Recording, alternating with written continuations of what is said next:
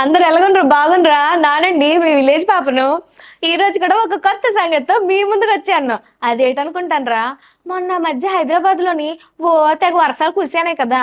ఈ వర్షాలు కురిసేయడం తోటి ఎక్కడ పడితే అక్కడ నీటి గుంటలు ఏర్పడిపోయినాయి. ఈ నీటి గుంటల్లోని చాలా మంది పడిపోనరు కూడా, దెబ్బలు కూడా తగిలినాయి అట్రోయ్.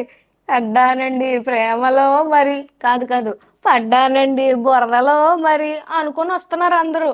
ఈ టైంలోని మెట్రో రైల్లో ప్రయాణం చేసిన వాళ్ళు ఎంతో అదృష్టం చేసుకొని ఉండుంటారా.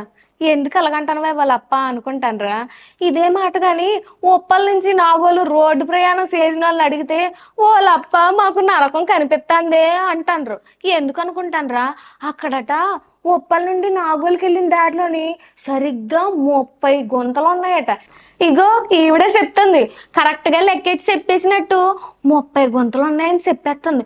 పాపం మొన్న వాళ్ళ పిల్లలు స్కూల్కి వెళ్తున్న దారిలోని 2 సార్లు పడిపోనరట అమ్మ. అందుకే అయినా ఎక్కడైనా కార్డులు పెట్టుకొని బోర్డులు పెట్టుకొని నిరసనలు తెలిసేస్తారు కానీ ఈవిడేటమ్మ నీటిలో కూసునిపోయింది అనుకుంటానరా. అదేనండి మరి తల్లి ప్రేమ అంటే.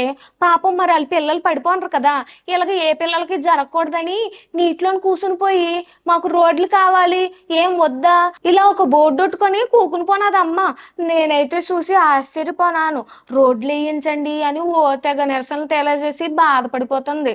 ఇగో తెలంగాణ సర్కార్, ఓ రేవంత్ రెడ్డి అన్న కూసింత ఇటువైపు ఒక సూప్ చూడన్నా.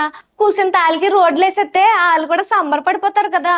కొంచెం ఆ రోడ్లు వేసి పెట్టండి అయ్యా, మీ పుణ్యాలు ఉంటాయి.